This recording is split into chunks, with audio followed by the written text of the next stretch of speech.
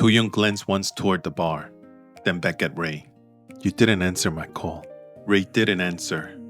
Do-yoon let the silence stretch, then said without raising his voice, You don't have the guts to tell me. Ray's expression shifted slightly, something tightening. I didn't plan it, he said. Do-yoon gave a small nod, his gaze steady. No, he said quietly. You just let it happen. Ray didn't respond. Do-yoon held his gaze a moment longer, then leaned back just slightly, like the decision had already been made before the conversation began. I'm making my choice. Ray watched him. This is where nights don't end. Chapter 5. The night that ended. Ray was still half asleep, his head resting against Luca's shoulder, the room holding the quiet weight of a night that hadn't fully cleared. The phone on the nightstand had been vibrating for a while. Lucas looked down at Ray. Your phone, he said. Ray let out a slow breath and reached across the bed, his hand brushing along the sheet until he found the phone, his eyes adjusting as he looked at the screen. Shit. Do-yoon. Missed calls stacked one after another, with a message sitting beneath them. Ray pushed himself up, running a hand through his hair as the phone lit again in his hand. Lucas was already sitting up beside him, reaching for his shirt. I should go. Ray looked at him, still holding the phone. No, don't. He reached out, his hand catching Lucas's wrist, the contact firmer now. Lucas paused. He looked down at Ray's hand, then back at him. You've got things to take care of, he said. I know. Another vibration in his hand, the phone lighting against between them. Ray didn't look at it. Don't go. Not right now. The room stayed still around them, the moment no longer passing on its own. Lucas held his gaze for a second longer than before, then glanced briefly at the phone. Ray's grip didn't shift. Lucas let out a slow breath, the decision settling without needing to be said. He didn't pull his hand back, didn't move toward the door. Instead, he set the shirt down again. The phone buzzed once more. Ray still didn't answer. In another house, the space carried the weight of something that had just ended. Daniel lay back against the pillow, one arm draped across Sungil's waist, his breathing already slowing. Sungil didn't move. He stayed where he was, his palm resting flat against the mattress. You're done? He asked.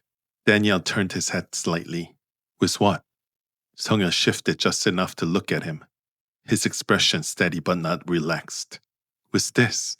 Daniel exhaled once, like he understood what Sungil was asking, even if he didn't fully agree with it. It was good, he said. Sungil held his gaze. That's it? Daniel's expression didn't change much.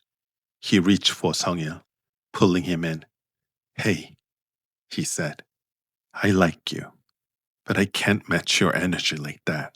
Sungil looked at him, searching for something that wasn't there, then let his gaze drift upward to the ceiling. Daniel didn't move away, didn't try to shift it into something else. Sungil let out a slow breath, his chest rising once before settling again. His body still close, but no longer in it the same way. Daniel's arm remained around him, the hold steady, like that was enough. Sungil didn't push him off. He just stayed there, looking up, the moment already over for one of them, and not fully finished for the other. Do-yoon had been in the cafe long enough for the cup of coffee to cool. His running shoes were still clean, his jacket still on, his phone resting face up beside the cup. Minja slid into the seat across from him. Did you wait long? He said. The traffic was shit. Sorry about it. Do-yoon gave a small nod, his posture unchanged. It's fine. Minja leaned back, his eyes moving over Do-yoon. What happened? Nothing. The answer came easily, without explanation. You were supposed to meet him, right? Do-yoon didn't answer immediately, not because he was avoiding it, but because there wasn't anything to add. Minja exhaled lightly. Did you call him? He didn't answer. He didn't even text back. Minja shifted forward this time. resting his arms on the table. What's going on with you two? Do-yoon reached for the water, took a small sip. Nothing. Min-jae let out a short breath through his nose.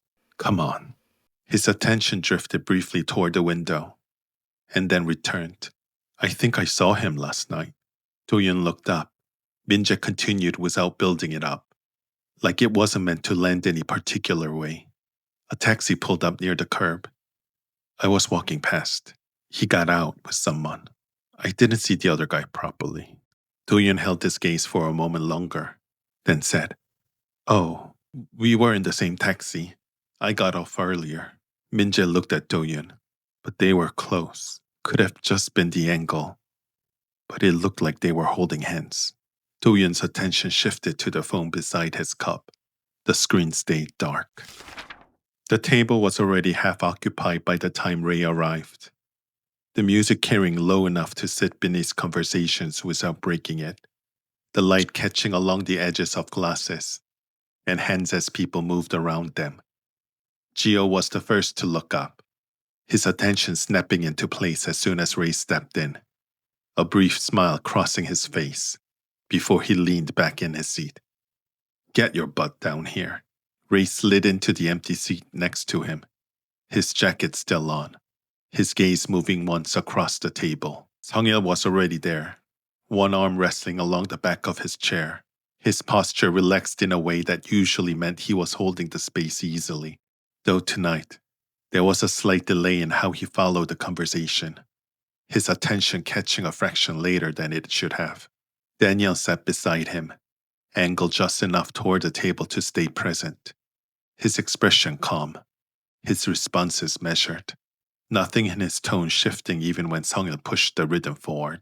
Jiho stood without warning. I'll be right back. He moved through the room, weaving between people like he belonged to every part of it. Near the bar, Do-yoon stood with Min-jae, the two of them positioned slightly apart from the crowd. Jiho approached them, his presence filling the space without effort. What are you doing over here? He said, his tone light. Not joining the table? Do-yoon didn't answer, his posture shifting slightly as Jiho stepped closer. I'm fine here. Jiho didn't take the hint. He reached out, catching Do-yoon's wrist. Come on. Min-jae moved before Do-yoon did, his hand coming up to stop Jiho's, catching his wrist mid-motion. Hey! The contact was brief.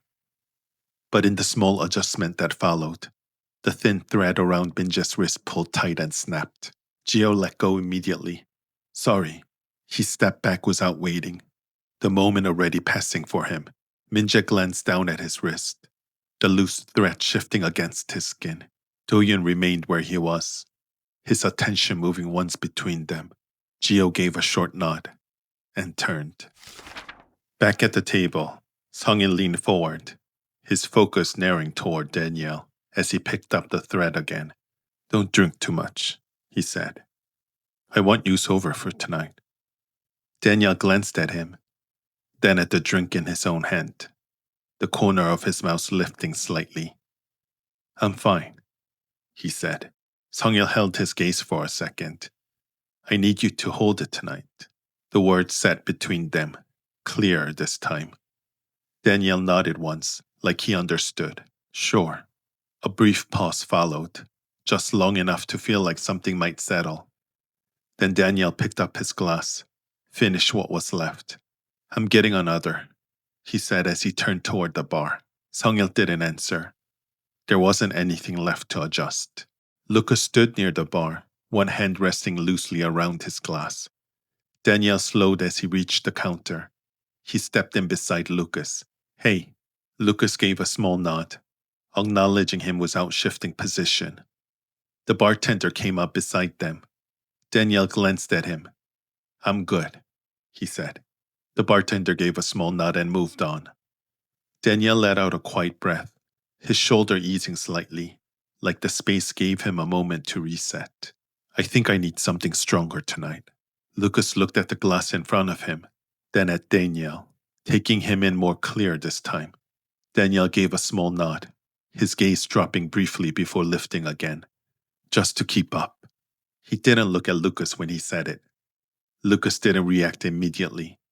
He held his gaze on him for a second, not questioning it. You don't have to, he said. Daniel let out a short breath through his nose, something close to a smile, but without much behind it. He glanced back toward the table. Sungil wasn't there. Daniel straightened slightly, his eyes moving across the space, like he might have missed him for the first time. He looked once more. Nothing. His hand came off the counter. Hold on, he said, already stepping away before Lucas could respond. Jiho slipped back into the movement of the room, like nothing had shifted, his hand already closing around his glass as he settled into a space between conversations, his attention moving easily from one point to the next. The night still felt open, the kind that didn't require decisions, just movement. Hey, Jiho. The voice came from behind him, close enough that he didn't need to turn to know it was meant for him. He paused, then looked over his shoulder. The guy from a few nights ago stood there, one hand in his pocket, the other resting loosely at his side. You've been ignoring my calls. Jiho looked at him for a second. I've been busy. If you're not, move on, Jiho said. The words landed clean, leaving no space for adjustment.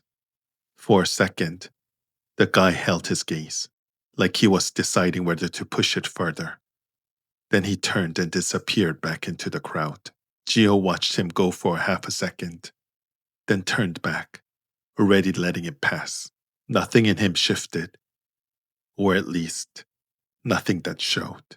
He took a sip from his glass and moved again, his attention already redirecting, scanning the room the way he always did, picking up who was looking, who might follow, where the night could go next. Near the far side of the floor, someone caught his eye. He adjusted his pass slightly, angling toward it. The other guy noticed, the glance holding just long enough to confirm it before turning fully. Jiho didn't stop until they were already within reach. The exchange was brief, easy, the kind that didn't need anything built around it. A few words passed between them, nothing that carried beyond the moment, just enough to settle the direction. Jiho let his hand rest lightly on the other man's waist as they turned together. Do-yoon's attention shifted toward the table before anything was said, his gaze settling there just long enough to take in what had changed. Min-jae followed it a beat later, his eyes moving in the same direction, reading the space. Ray was there alone. Do-yoon held the glance for a moment longer, then looked away. You're not going back, Min-jae asked. Give me a minute. Min-jae gave a small nod, like that was enough. Ray didn't notice Do-yoon at first. The chair across from him shifted, and he looked up to find Do-yoon standing there. Hey. Ray nodded once. Hey. Do-yoon didn't sit immediately. He held the space for a second, taking in the table, the empty seats, the way the night had rearranged itself, then lowered himself into the chair. The music carried between them, low enough to fill the silence without pressing on it. Do-yoon glanced once toward the bar, then back at Ray. You didn't answer my call. Ray didn't answer. Do-yoon let the silence stretch, then said, without raising his voice, You don't have the guts to tell me. Ray's expression shifted slightly, something tightening. I didn't plan it, he said. Do-yoon gave a small nod, his gaze steady. No, he said quietly. You just let it happen. Ray didn't respond. Do-yoon held his gaze a moment longer, then leaned back just slightly, like the decision had already been made before the conversation began. I'm making my choice. Ray watched him. Do-yoon stood, his chair sliding back quietly against the floor, the sound disappearing under the music. Take care. Do-yoon didn't look back as he moved away, the space closing behind him as easily as it had opened. Ray stayed where he was, his posture unchanged, though something in it had already shifted. For a moment, nothing around him moved differently. Then the music returned in full, and the room carried on, the movement of the night filling in what had just ended, leaving no visible trace of it. Danya cut back through the crowd, His attention fixed ahead as the table came back into view. Ray was still there.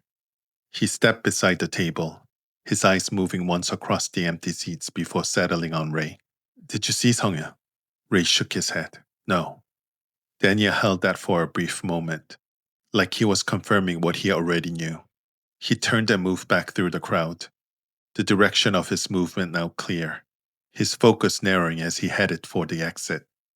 Outside, the air felt cooler against his skin, the noise of the club falling behind him as he stepped onto the pavement.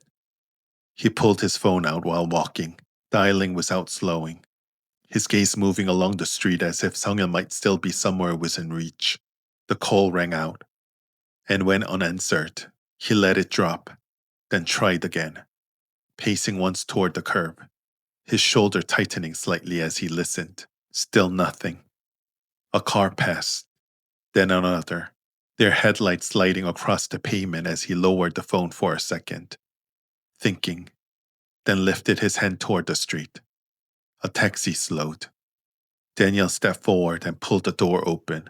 Inside the club, the music continued, the rhythm of the room unchanged for anyone who hadn't been part of the table. Ray remained where he was, the chair across from him still slightly angled out, left that way by the last person who had stood. Jiho returned not long after, accompanied, his presence as easy as it had been all night, the rhythm of the room still working around him the way it always did. He slowed when he saw the table, his eyes taking in the empty seats before landing on Ray. What happened? Ray didn't answer. Jiho held a silence for a moment, then glanced at the guy beside him. Not tonight, babe. Let's do next time. The guy nodded once and stepped away. Jiho slid into the seat beside Ray, the sofa dipping slightly under the shift as he settled in. He reached for the glass that had been left there, turning it once in his hand. He leaned back, his arm resting along the back of the sofa, his hand brushing lightly against Ray's shoulder as it settled there, the contact brief and unmarked. Sauna tomorrow? 7? Ray nodded once. Sounds good. Jiho gave a small nod and pulled his phone out, his thumb moving across the screen as he opened the group chat. Where the hell are you? We're planning sauna tomorrow at 7. He sent it and let the phone rest in his hand. The music carried on around them. Lucas crossed the edge of the room toward the exit. Ray's attention lifted without thinking, following him just long enough to register it. The door opening and closing as Lucas stepped out. Jiho caught the shift. He reached for the bottle instead, pouring into the 2 glasses with an easy practice motion, setting one in front of Ray and keeping the other. I passed on my night for your shit, he said, a faint curve at the corner of his mouth. You better make it worth it. Ray let out a quiet breath, his hand moving toward the glass. Jiho's phone buzzed. He glanced down, then angled the screen slightly toward Ray. I was about to ask you guys for it. Why not now? Ray looked at it. Then he let out a short laugh. Jiho followed, the sound easy, unforced, breaking just enough of the weight that had been sitting there. Jiho typed back with one hand. Ray and I am in. He sent it and set the phone aside. They picked up their glasses at the same time, finishing what was left without saying anything more. Then Jiho pushed himself up, the sofa shifting as he stood. Ray followed. Around them, the night continued, unchanged. Some moments didn't slow down once they began. Sungil stepped away before anything could be settled, choosing distance over staying where it no longer met him. Daniel kept moving, trying to catch something that had already slipped out of reach, not realizing yet where it had broken. Do-yoon stayed steady, drawing a line where it made sense to stop, already facing what came after. Lucas didn't push anything forward, holding his place, letting things come to him without needing to name them. Jiho moved through the night the way he always did, keeping it light, not yet feeling the shift that had already begun. Ray stopped adjusting to what was in front of him, choosing instead to move toward what didn't fit. They crossed the same night, but not in the same direction. Thank you for listening to Where Nights Don't End. Chapter 5, The Night That Ended. Stay with us for the next chapter. And don't forget to like, subscribe, and share for more stories on gay audiobooks. YouTube membership is now open. Behind the closed door is a paid space with early access to stories before they are released. I've also been sharing behind-the-scenes thoughts, character layers, and extra writing over on Substack by alexo.substack.com. You'll find the link in the description if you'd like to check it out. Thank you.